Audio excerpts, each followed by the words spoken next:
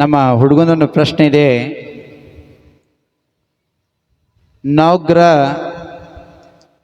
ಪೂಜೆಯನ್ನು ಮಾಡಿದ್ರೆ ಏನು ಲಾಭ ಇದೆ?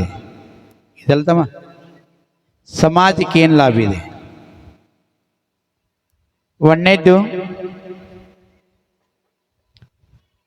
ನವಗ್ರಹಗಳು ಏನಿದಾವಲ್ಲ, ಸೋಮ, ಮಂಗಲ, ಬುಧ, ಗುರು, ಶುಕ್ರ, ರಾಹು, ಶನಿ, ಕೇತು ಆದಿ ನಾವು ಗ್ರಹಗಳು ಪೂಜೆನ ಮಾಡಬಾರ್ದು. ಆ ಗ್ರಹದಲ್ಲಿ ಇರುವಂಥ ಆಕೃತಮ ಚೈತಾಲಿನ ಭಗವಂತರ ಅವ್ರ ಪೂಜೆನ ಮಾಡಬೇಕು, ಅವ್ರ ಗುಣಗಳ ಪೂಜೆನ ಮಾಡಬೇಕು. ನಾವು ಸಂಸಾರ ಲೋಭದಾಗ ಇಟ್ಕೊಂಡೆ ನನಗೆ ಯಾವುದರ ಆಶೆಯಿಂದ ಹೋಗಿ ಆ ನಾವು ದೇವತಾರ ಪೂಜೆನ ಮಾಡಿದ್ರೆ ನಮ್ಗೆ ಏನು ಕೂಡ ಲಾಭ ಇಲ್ಲ. ಹೇ ಪ್ರಭು, ನಾನು ಈ ನವಗ್ರಹ ಪೂಜೆನ ಮಾಡ್ತಾರೆ ಜಿನೇವೇ ಭಗವನ್ನ, ನಿನ್ನಂತ ಗುಣಗಳು ನನಗೆ ಪ್ರಾಪ್ತಿಯಾಗಲಿ ಅಂತೇಳಿ ಭಗವಂತರ ಪೂಜೆ ಮಾಡಬೇಕು.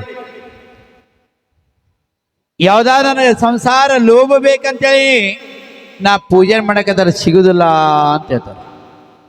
ಆದ್ರೂ ಕೂಡ ನಾವು ಜಿನೇಂದ್ರ ಭಗವಂತರನ್ನ ಗುಣ ಪೂಜೆನ ಮಾಡ್ತೇವೆ, ಭಗವಂತರ ಜೈನ ದರ್ಶನ ಹೇಳುದಿಲ್ಲ.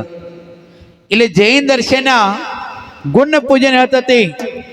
ಅವ್ರ ಕಡೆ ಏನು ಗುಣಗಳು ಅದಾವಲ್ಲ, ಆ ಗುಣ ಪೂಜನೆ ಮಾಡಿದ್ರೆ ಅಂದ್ರೆ ನಾನು ಒಂದು ದಿನ ಅರಿಯಂತ ಆಗ್ತಾನೆ ಅಂತೇಳಿ ಇದು ಜೈನ ದರ್ಶನ ಹೇಳ್ತಾರೋ. ಆದ್ರೆ ಅನ್ಯ ಧರ್ಮದೊಳಗೆ ಕೂಡ ಇವೆಲ್ಲ ನವಗ್ರಹಗಳು ಹೇಳ್ತಾರೋ. ಆಯಾ ಧರ್ಮದೊಳಗೆ ಅವ್ರ ಅನುಸಾರ ಹೆಂಗೆ ಮಾಡ್ತಾರಪ್ಪ ಅಂದ್ರೆ ಹೆಂಗೆ ಕ್ರಿಯಾಗಳು ಮಾಡ್ತಾರೆ. ಆದ್ರೂ ಕೂಡ ತಾವೆಲ್ಲ ಸಂಸಾರ ಇರ್ತೀರಿ, ಗ್ರಸ್ತೊಳಗಿರ್ತೀರಿ, ಈ ಸಂಸಾರ ಸುಖ ಬೇಕು ಅಂತ ಹೇಳ್ತಾರೆ. ಯಾವ್ದಪ್ಪ ಅಂದ್ರೆ ನೀವು ಒಂದೇ ಒಂದು ಬೇಕು, ಯಾವ್ದ್ರಿ? ಲಕ್ಷ್ಮಿ. ಯಾವ ಲಕ್ಷ್ಮಿ?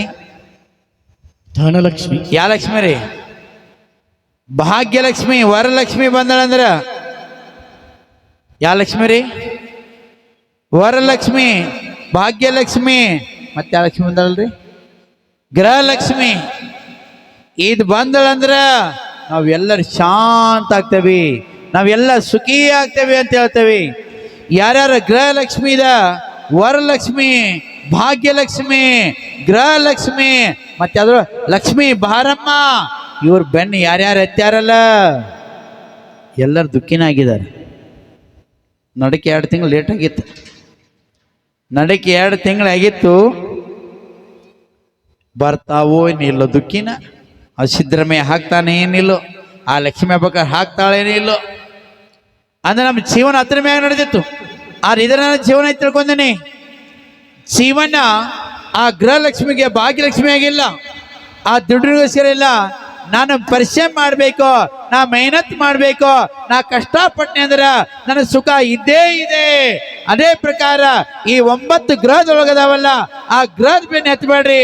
ನೀವು ಸತ್ಕಾರ್ಯ ಮಾಡ್ರಿ, ಸತ್ಕ್ರಿಯಾ ಮಾಡ್ರಿ, ಸತ್ಯ ಧರ್ಮದ ನಡ್ರಿ, ನಿಮ್ಗೆಲ್ಲ ತಂತಾನೆ ಈ ಸುಖ ಸಿಕ್ಕೇ ಸಿಕ್ತತಿ.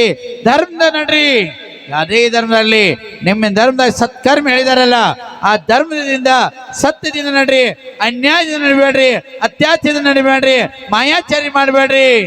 ನೋಡ್ರಿ, ಯಾವ ಗ್ರಹಗಳು ಅದಾವಲ್ಲ ಆ ಅಶುಭ ಗ್ರಹ ಬಿ ಕೂಡ ದೂರ ಆಗ್ತಾವೋ, ಎಲ್ಲ ಶಾಂತಿ ತಂತಾನೇ ಸಿಗ್ತತಿ. ಅದಕ್ಕಾಗಿ ಗ್ರಹಗಳು ಕೆಟ್ಟಿಲ್ಲ, ನನ್ನ ಭಾವನಾಗಳು ಕೆಟ್ಟದಾವು, ನನ್ನ ವಿಚಾರ ಕೆಟ್ಟಿದೆ. ನಾ ಯಾವ ಜನ ನನ್ನ ವಿಚಾರ ಸರಿ ಆಗ್ತಾವಲ್ಲ, ಯಾವ್ದು ನನ್ನ ಭಾವನಾಗಳು ಸರಿ ಆಗ್ತಾವಲ್ಲ, ಎಲ್ಲ ಗ್ರಹಗಳು ಚಲೋನ ಅದಾವು. ನನ್ನ ಗ್ರಹ ಕೆಟ್ಟ ಅಂದ್ರ, ನನ್ನ ಪರಿಣಾಮ ಕೆಟ್ಟು ಅಂದ್ರ, ನನ್ನ ಭಾವನಾಗಳು ಕೆಟ್ಟು ಅಂದ್ರ ಶನಿ ರಾಹು ಕೆತ್ತೇವು ಎಲ್ಲ ಬೆನ್ನತ್ತಾವು. ಅದಕ್ಕಾಗಿ ಜೈನ ದರ್ಶನ ಇದೆಯಲ್ಲ, ಕರ್ಮ ಸಿದ್ಧಾಂತ ಇದೆ. ನೀ ಯಾವ ಪ್ರಕಾರ ಕರ್ಮ ಮಾಡ್ತೀಯಲ್ಲ ಅದೇ ಪ್ರಕಾರ ಫಲ ಸಿಗತಿ. ನೀ ಮೈನ್ ಬೀಜ ಹಾಕಿರಂದ್ರ ಮೈನ್ ಅನ್ನು ಸಿಗತಿ, ಜಾಲಿ ಮುಳ್ಳು ಹಾಕಿದೆ ಅಂದ್ರೆ ಬೀಜ ಹಾಕಿದಂದ್ರ ನಾಳೆ ಮುಳ್ಳು ಸಿಗತಿ. ಅದಕ್ಕಾಗಿ ಜೈನ ದರ್ಶನ ಇರತಿ. ಆ ಗ್ರಹಗಳು ಹಿಂದೆ ಬೇಡ, ಆ ಗ್ರಹದೊಳಗಿರುವಂತ ಆಕೃತಿ ಚೈತಾಲ್ಯ ಇದೆಯಲ್ಲ, ಆ ಭಗವಂತರ ಗುಣಗಾನ ಪೂಜೆ ಮಾಡು, ನೀನು ಒಂದಿನ ಅರಿಯಂತ ಆಗ್ತಿ ಅಂತಿದ್ದರು. ಅದಕ್ಕಾಗಿ ಯಾರು ಕೂಡ ಗ್ರಹಗಳು ಹಿಂದೆ ಬೀಳ್ಬೇಡ್ರಿ. ನಾಂತ ಯಾಕೆ ಗ್ರಹದಿಂದ ಬಿಟ್ಟಿಲ್ಲ, ಗ್ರಹ ನನ್ನ ಹಿಂದೆ ಬೀಳ್ತಾವ. ರಾಹು, ಶನಿ, ಕೇತು ಮತ್ತು 4 ಗ್ರಹದಿಂದ ಬಿನ್ನೆ ಅಂದ್ರ ಆ ಗ್ರಹ ಶಾಂತನಾಗಿ ಹೋಗ್ತದೆ, ಗ್ರಹ ಶಾಂತಿಯಾಗಿ ಹೋಗ್ತದೆ. ಅದಕ್ಕಾಗಿ ತಾವೆಲ್ಲರೂ ಇವು ಯಾವ ಗ್ರಹದಿಂದ ಬೀಳ್ಬೇಡ್ರಿ, ಸತ್ಕರ್ಮ ಮಾಡ್ರಿ, ದುಡಿರಿ, ಮೆಹನತ್ ಮಾಡ್ರಿ, ಬೆವ್ರೆ ಸುರಿಬೇಕು ಮೈಯಾಗಿಂದ, ತಾನೇ ಅದ್ರ ಫಲ ಸಿಕ್ಕೇ ಸಿಕ್ಕತಿ. ಅನ್ಯಾಯ ದಾರಿ ಮಾಡಬೇಡ್ರಿ, ಅತ್ಯಾಚಾರ ಮಾಡಬೇಡ್ರಿ, ಹಿಂಸಾ ಮಾಡಬೇಡ್ರಿ, ಪಾಪ ಕ್ರಿಯಾ ಮಾಡಬೇಡ್ರಿ, ಪುಣ್ಯ ಕೆಲಸ ಮಾಡ್ರಿ. ಅದೇ ಪುಣ್ಯ ಒಂದಿನ ಪುಣ್ಯಾನ್ ಮಂದಿ ಪುಣ್ಯಾಗಿ ನೀವು ಅರಿಯತ್ ಕೂಡ ಆಗ್ತೀರಿ ಅಂತ ಹೇಳ್ತಾರೆ. बोलो बालाजी श्री सेन जी महाराज की। ಹೇಳಿ.